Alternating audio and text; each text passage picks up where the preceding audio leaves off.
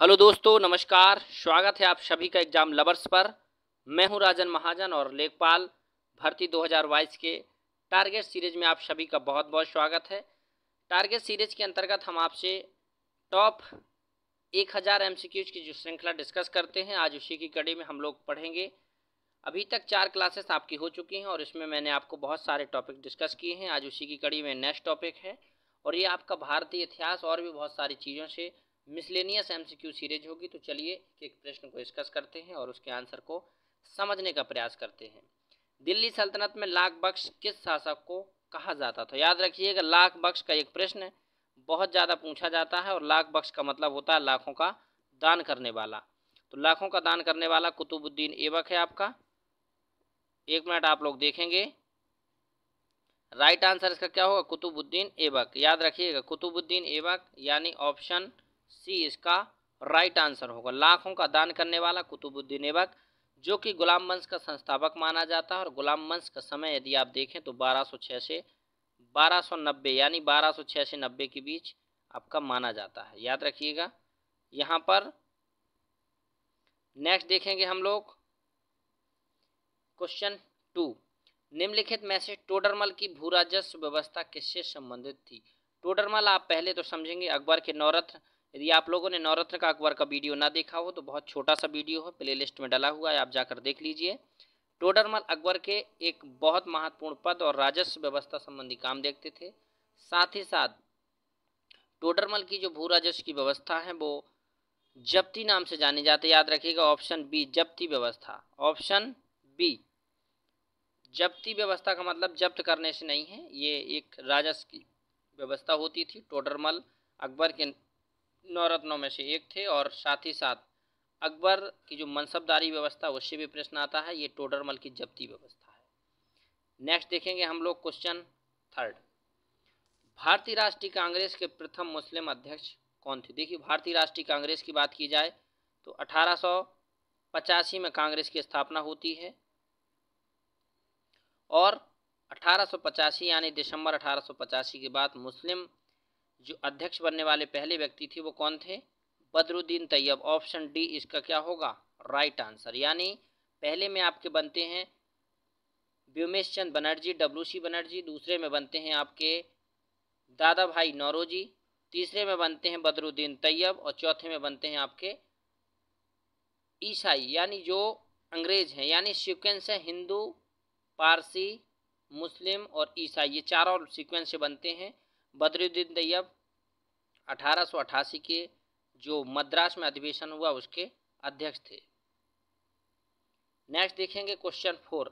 शिवाजी के मंत्रिपरिषद को क्या कहा जाता था? ये भी बहुत महत्वपूर्ण प्रश्न है। शिवाजी के अष्ट दिग्गज, अष्ट प्रधान जिनको बोलते हैं हम लोग, अष्ट प्रधान, ऑप्शन बी इसका राइट आंसर होगा। और अष्ट प्रधान का भी मैंने एक छोटा सा वीडियो बनाया था, उन पदों को आप जाकर देख सकते हैं। शिवाजी जो मराठा साम्राज्य था उसके महत्वपूर्ण और संस्थापक रूप में जाने जाते हैं।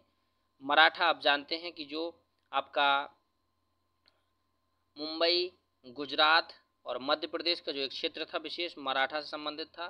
शिवाजी का औरंगजेब के साथ कई बार क्या हुआ, सामूहिक रूप से युद्ध होने का प्रयास हुआ उनके मंत्रियों के द्वारा। और मराठा जो साम्राज्य था वो काफ़ी समय तक शासन करता है अपना एक विशेष क्षेत्र पर। तो शिवाजी का एक विशेष मंत्रिपरिषद था, उसमें अष्ट दिग्गज यानी अष्ट महत्वपूर्ण पद थे, प्रधान थे, 8 प्रधान थे। उसमें आपका पेशवा, सुरनबीस, चिटनबीस और भी बहुत सारे पद थे। उसका वीडियो प्ले लिस्ट में आप जाकर देख सकते हैं, बहुत महत्वपूर्ण है। ऑप्शन बी इसका राइट आंसर है।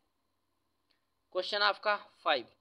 इंडियन होम रूल सोसाइटी की स्थापना की गई। देखिए, होम रूल लीग आपने पढ़ा होगा, लेकिन इंडियन होम रूल लीग, इसका राइट आंसर श्यामजी कृष्ण वर्मा। याद रखिएगा, श्यामजी कृष्ण वर्मा से एक प्रश्न बन जाता है। ये आपके इंग्लैंड में रहते थे, वहीं से उन्होंने इंडियन होम रूल सोसाइटी की स्थापना की। और श्यामजी कृष्ण वर्मा भारतीय जो आंदोलन था उसमें महत्वपूर्ण भूमिका निभाते हैं। और पहली बार होम रूल लीग अलग है, होम रूल सोसाइटी, और वो भी किसकी? इंडियन की। यानी लंदन में रह कर के इंडिया के लोगों के लिए होम रूल सोसाइटी की स्थापना किसने की? श्यामजी कृष्ण वर्मा जी ने। Option D is the right answer. 1857 की क्रांति में खान बहादुर खान किस स्थान से संबंधित थे? खान बहादुर खान आप याद रखिएगा, ये आपका ऑप्शन बरेली, बरेली की बर्फी आपने सुना होगा, बरेली की बर्फी एक मूवी आई थी, बरेली बांस बरेली जिसको कहा जाता है, और बरेली आपका option A is the right answer. Khan Bahadur Khan आपके बरेली से संबंधित थे। मेरठ से आपकी 1857 की क्रांति की शुरुआत होती है। कानपुर में आपके नाना साहब, लखनऊ में आपकी बेगम हजरत महल संबंधित थी। ऑप्शन ए इसका राइट आंसर है। नेक्स्ट देखेंगे क्वेश्चन 7, निम्नलिखित में से किस क्रांतिकारी ने अमेरिका में गदर पार्टी की स्थापना की। समझिए, अमेरिका में गदर पार्टी की स्थापना लाला हरदयाल द्वारा 1913 के समय की जाती है। याद रखिएगा 1913। यहाँ पर थोड़ा सा पेन में कुछ प्रॉब्लम आ रही है, ऑप्शन ए इसका राइट आंसर है। और ऑप्शन सी में देखें मैडम भीकामा जी, तो इनको भारतीय क्रांति की जो रानी थी, है ना, उनको माना जाता है। सुरेंद्रनाथ बनर्जी, मोहन सिंह भाकना, ये सभी भारत से क्रांतिकारी हैं। लाला हरदयाल और सोहन सिंह भाकना ये क्रांतिकारी थे, गदर पार्टी से जुड़े थे। मैडम भीकामा जी और सुरेंद्रनाथ बनर्जी भारत में सक्रिय थे। क्वेश्चन आपका 8, कुतुबुद्दीन ऐबक जिसकी 1210 में मृत्यु के पश्चात उसका तत्कालिक उत्तराधिकारी कौन बनता है। याद रखिएगा, ये जो तात्कालिक उत्तराधिकारी की बात की जाए तो वो आराम शाह बनता है, और आराम शाह के बाद फिर आपके इल्तुतमिश उस गद्दी को अपने अंडर में करते हैं। यानी इल्तुतमिश दिल्ली सल्तनत और वो भी गुलाम वंश के वास्तविक संस्थापक के रूप में माने जाते हैं। लेकिन 1210 में कुतुबुद्दीन ऐबक का पुत्र आराम शाह रहता है, जिसको क्या करते हैं, उत्तराधिकारी के रूप में घोषित किया जाता है। बी इसका क्या होगा, राइट आंसर। नेक्स्ट देखेंगे क्वेश्चन 9, बुद्ध जो महात्मा बुद्ध हैं, बौद्ध धर्म के संस्थापक हैं, उनके जीवन से संबंधित बहुत सारी चीज़ें हैं।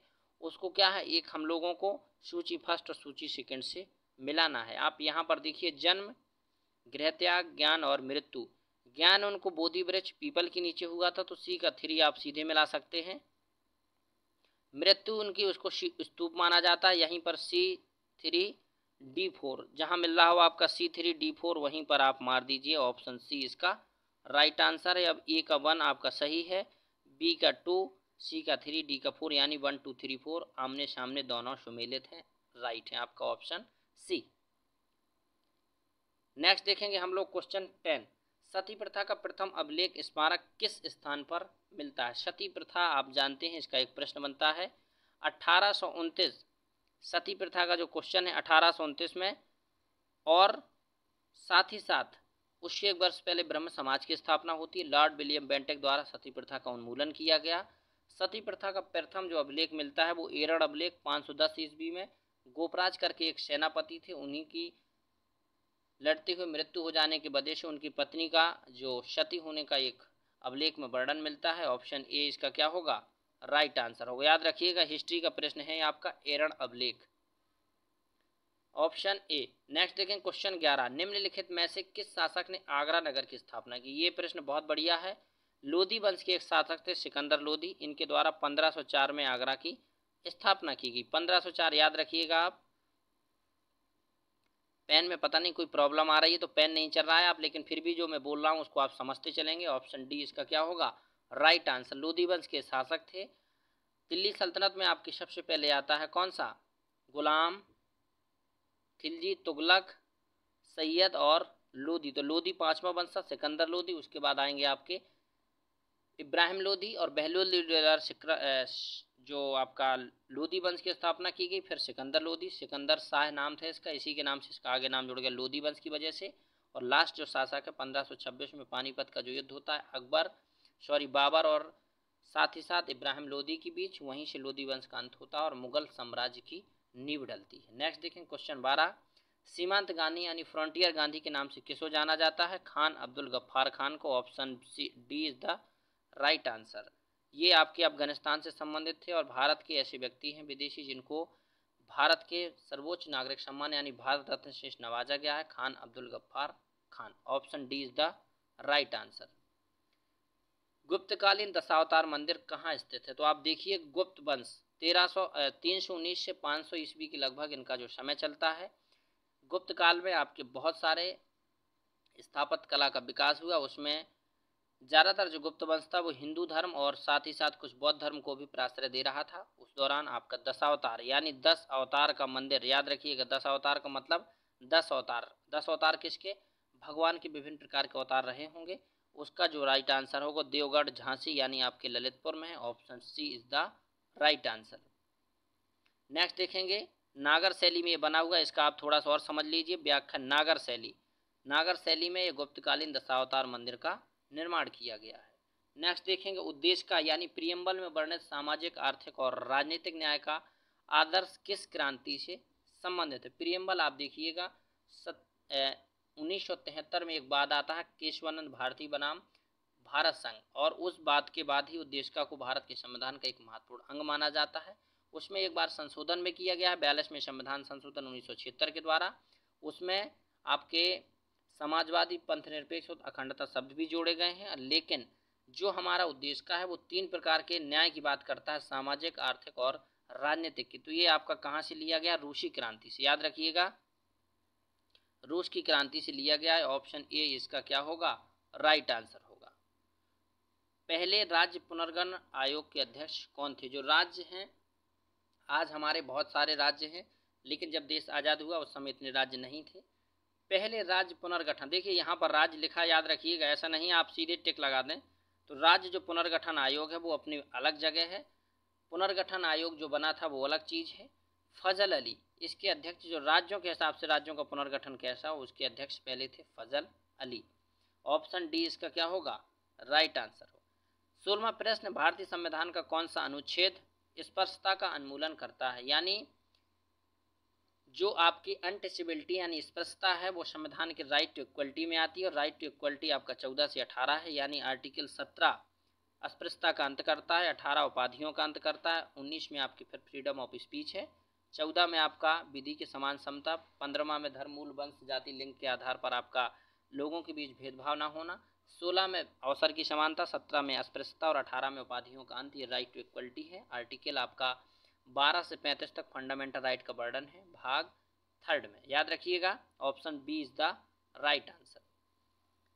16वां प्रश्न के बाद देखेंगे 17वां, कौन सा युग्म सुमेलित नहीं है। अपराध के लिए दोष सिद्ध के संबंध में संरक्षण आर्टिकल 20, प्राण एवं दैहिक स्वतंत्रता आर्टिकल 21 एकदम सही है, शिक्षा का अधिकार अनुच्छेद 22, मानव दुर्व्यवहार एवं बलाश्रम अनुच्छेद 24। देखिए शिक्षा का जो अधिकार है वो आर्टिकल 21 ए है, 21 का ए होगा इसका, या ना कि 22। तो इसलिए ऑप्शन ए, बी और डी तो सही है, लेकिन सी आपका रॉन्ग है, इसलिए राइट आंसर होगा ऑप्शन सी। 21 ए आपका 86 में संविधान संशोधन के बाद जोड़ा गया है। शिक्षा का अधिकार, राइट टू एजुकेशन एक फंडामेंटल राइट है। नेक्स्ट देखेंगे क्वेश्चन 18वां, भारतीय संविधान में अंतर्राष्ट्रीय शांति और सुरक्षा की अभिवृद्धि का कहाँ उल्लेख है। आपने देखा होगा अंतर्राष्ट्रीय शांति और सुरक्षा की जो लास्ट में बात होती है वो आर्टिकल 51 में होती है, वो आपके DPSP directive principle of state policy, option B is the right answer. कहीं भी इसका वर्णन नहीं, आर्टिकल 51 में इसका वर्णन होता है, 51 में, याद रखिएगा नीति निर्देशक तत्व। ये आपके कहाँ से लिए गए हैं, आयरलैंड से। क्वेश्चन आपका देखेंगे 19वां, भारत का चीनी का कटोरा किसे कहा जाता। देखिए चीनी का कटोरा यानी जहाँ पर चीनी का उत्पादन सबसे ज़्यादा होता होगा उसी राज्य को भारत का चीनी का कटोरा कहा जाता है, और ये आपका है उत्तर प्रदेश। यहाँ पर सबसे ज़्यादा चीनी का जो उत्पादन है, चीनी की जो बहुत सारी मात्रा में गन्ना का उत्पादन है, इसलिए इसको चीनी का कटोरा कहा जाता है। और सबसे ज़्यादा जो चीनी मिली और उत्पादन की बात की जाए तो वो महाराष्ट्र है अपना। ऑप्शन देखकर और ऑप्शन का सीक्वेंस देखकर ही हम लोग हल करेंगे। चीनी का कटोरा आपके उत्तर प्रदेश को कहा जाता है। सलीम अली वन्य जीव अभ्यारण्य निम्न में से कौन से राज्यों में। सलीम अली एक बहुत बड़े पक्षी विज्ञानी थे और उनके नाम पर कई प्रदेशों में आपके वन्य जीव अभ्यारण्य हैं। यहाँ पर आपको देखना है महाराष्ट्र और मध्य प्रदेश, केरल और गोवा, कर्नाटक व तमिलनाडु, आंध्र प्रदेश व तेलंगाना। तो राइट आंसर गोवा और केरल में इनके नाम पर सलीम अली वन्य जीव अभ्यारण्य है। गोवा आपका जानते हैं ऐसा पहला स्टेट है जहाँ पर कॉमन सिविल कोड या UCC यूनिफॉर्म सिविल कोड जिसको कहा जाता है वहाँ पर लागू है। केरल भारत का सबसे साक्षर राज्य है और बहुत सारे जो पैमाने हैं SDG से लेकर बहुत सारे इंडेक्स में टॉप पर रहता है, जिसका भी प्रश्न बन सकता है।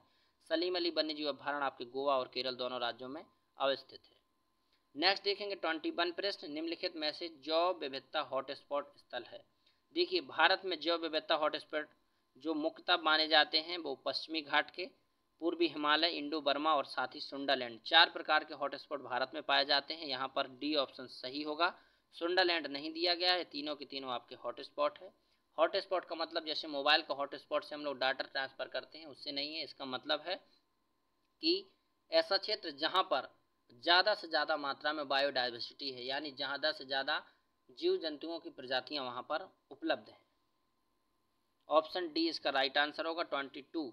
निम्न में से कौन फ्रांस तथा स्पेन के बीच सीमा बनाने वाला पर्वत कौन है? देखिए, फ्रांस और स्पेन इनके बीच एक पर्वत है पेनरीज जिसका नाम है, ये दोनों के बीच एक सीमा का निर्धारण करता है। ऑप्शन डी याद रखिएगा, पेनरीज पर्वत फ्रांस और स्पेन। इसका कई बार प्रश्न आपके एग्जाम में आ चुका है। यहाँ पर ऑप्शन देखेंगे 23 क्वेश्चन, राइबोफ्लेविन किस विटामिन का रासायनिक नाम है? देखिए, विटामिन ए जिसका नाम रेटिनॉल है, डी का कैल्सीफेरोल, के का फ्लेकेप्टिनॉन और जो B2 है इसका नाम ऑप्शन डी आप देखेंगे राइबोफ्लेविन। B1 का नाम थाइमिन, ये विटामिन बी कम्प्लेक्स है। फैट और वाटर सेलुबल आपके फैट में आपके वाटर सेलुबल BC और फैट में ADE के आपके विटामिन होते हैं। राइबोफ्लेविन बी कम्प्लेक्स का B2 है। Option D is the right answer. Next देखेंगे क्वेश्चन 24, निम्नलिखित में से असत्य युग्म का चयन कीजिए। असत्य युग्म मतलब ऐसा युग्म जो मिल नहीं रहा है और इसमें चुंबकीय तीव्रता और साथ ही साथ उनकी यूनिट, यदि यूनिट देखें कोई आपकी कोई भी, जैसे हम लोग कहते हैं ना कि मात्रक और उनकी यूनिट, कोई भी पदार्थ और उसका यूनिट क्या होता है, चुंबकीय तीव्रता उसका टेस्ला, विभवांतर का वोल्ट, तरंग दैर्घ्य का ल्यूमेन, खगोलीय प्रकाश वर्ष। यहाँ पर असंगमित मिलाना है तो तरंग दैर्घ्य का आपका क्या होता है, दूरी में होता है, ल्यूमेन होता है आपका किसका, जो आपकी जो प्रकाश की चीज होती है उसका ल्यूमेन होता है, तरंग दैर्घ्य का नहीं। इसलिए सी ऑप्शन आपका क्या होगा, रॉन्ग हो जाएगा। राइट आंसर ऑप्शन सी, ये असत्य है, ये युग्म इससे मिल रहा नहीं। तरंग दैर्घ्य आपका दूरी का मात्रक है। 25वां प्रश्न, निम्नलिखित में से कौन सा रोग प्रोटीन की कमी से होता है? तो यहाँ पर याद रखिएगा, प्रोटीन जो कि विभिन्न प्रकार के अमीनो अम्ल से मिलकर बने होती है और हमारे शरीर में 20 से भी ज़्यादा अमीनो अम्ल होते हैं। अमीनो का मतलब सीधे हो कि उसमें NH2 ग्रुप होगा और क्वाशियर कोर, ऑप्शन डी इसका राइट आंसर होगा। इसकी वजह से आपके शरीर में प्रोटीन की कमी हो जाएगी। प्रोटीन हमारे शरीर के अंदर होने वाली विभिन्न प्रकार के क्षरण का क्या करती है, रोग बनाने का काम करती है। यदि शरीर के अंदर बहुत सारी सेल्स डैमेज होती है उनको बनाने का काम करती है। बेरी स्कर्वी और पेलाग्रा ये आपके विटामिन से रिलेटेड, याद रखिएगा ये विटामिन रिलेटेड डिजीज है। और डी ऑप्शन है आपकी protein related disease, option D आपका याद रखिएगा। नेक्स्ट देखेंगे 26, हवा का बल और वेग मापने के लिए किस यंत्र का उपयोग किया जाता है? हवा जो होती है आपकी कितनी तेज चल रही है, उसका कितना फोर्स है उसमें और कितना उसकी वेलोसिटी है, एनीमोमीटर है। आप याद रखिएगा ऑप्शन डी, एनीमो हवा से संबंधित है, हवा का बल और वेग नापने। स्पीडो गाड़ी चलती है, लैक्टोमीटर दूध की मात्रा, थर्मामीटर आपका तापमान नापने का हो, एनीमोमीटर हवा का बल और वेग। नेक्स्ट देखेंगे 27 प्रश्न, निम्नलिखित में से प्राथमिक क्षेत्र किसे कहा जाता है? प्राथमिक क्षेत्र हमारे देश की अर्थव्यवस्था में 3 क्षेत्र होते हैं, प्राइमरी, सेकेंडरी और टर्शियरी। 3 क्षेत्र होते हैं। उन 3 क्षेत्रों में आपका पहला क्षेत्र कृषि क्षेत्र, दूसरा आपका इंडस्ट्रियल यानी विनिर्माण क्षेत्र और तीसरा आपका सर्विस सेक्टर। उस सर्विस सेक्टर में बैंक, ट्रांसपोर्ट और भी बहुत सारी जो सुविधाएं होती है वो आती हैं। प्राथमिक क्षेत्र आपका होता है कृषि और कृषि से संबंधित बहुत सारी चीज़ें। ऑप्शन ए इसका क्या होगा, राइट आंसर। राष्ट्रीय विकास परिषद की स्थापना की गई थी, NDC राष्ट्रीय विकास परिषद, आप याद रखिएगा नाम। इसका प्रश्न अब आता नहीं है लेकिन फिर भी हम लोग याद रखेंगे NDC की स्थापना कब हुई थी? आंसर राइट लिखा ही है वहाँ पर, ऑप्शन डी 1952, 1952 में ये संविधानेतर इकाई है। अब इनका काम नहीं रहा नीति आयोग की स्थापना के बाद। और नीति आयोग की बात करें तो 1 जनवरी 2015 को नीति आयोग की स्थापना होती है। ये भारत का एक थिंक टैंक है और साथ ही साथ एक संविधान इतर इकाई है। प्रधानमंत्री इसके अध्यक्ष होते हैं। उपाध्यक्ष आपके क्या होते हैं, राजीव कुमार है, वर्तमान में बदलते रहते हैं। एशियाई विकास बैंक का मुख्यालय कहाँ स्थित है? एशियाई यानी ADB एशियन डेवलपमेंट बैंक, इसका मुख्यालय फिलीपींस, आपका एक एशियन कंट्री है फिलीपींस, वहीं पर उसकी कैपिटल है मनीला, वहीं पर इसका ADB का मुख्यालय है। याद रखिएगा ऑप्शन सी इसका राइट आंसर है। 1969 में इसकी स्थापना होती है। ये है आपके ओवरऑल टॉप 30 प्रश्न जिसको मैंने आप लोगों को भी डिस्कस किया और सभी के सभी प्रश्नों के बारे में ज़्यादा से ज़्यादा और भी फैक्ट बताने का प्रयास किया। आई होप आप लोग समझ गए होंगे। और अब बारी है आप लोगों के कमेंट की। आप लोग कमेंट करके बताइए कैसा लगा आपको प्रश्नों का कलेक्शन। और साथ ही साथ ये सीरीज आपकी कैसी चल रही है, तैयारी भी आप अपनी बढ़िया से करते चलिए, समय भी है और साथ ही साथ डे बाई डे में कुछ महत्वपूर्ण इन्फॉर्मेशन के साथ आप सबके बीच हाजिर होता हूँ। कमेंट करके ज़रूर बताइए कैसा लगा आपको ये सेशन, और चैनल पर नए हैं तो चैनल को सब्सक्राइब कीजिए और कमेंट करके बताइए कि आपको कितने प्रश्न इन प्रश्नों में से आ रहे थे। नेक्स्ट वीडियो में फिर मिलता हूँ, तब तक रखिए अपना ख्याल। Thank you all of you.